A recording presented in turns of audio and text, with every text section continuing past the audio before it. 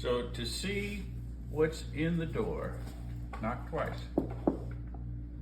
And then the latch is down here. You can open it. Get your condiments out.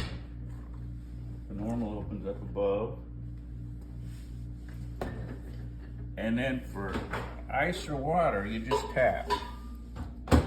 So that's small cubes, more like crushed. Water, right here. And then slightly larger cubes. But wait, don't order now. Here in the top drawer, look at the massive ice balls. And then more mini cubes.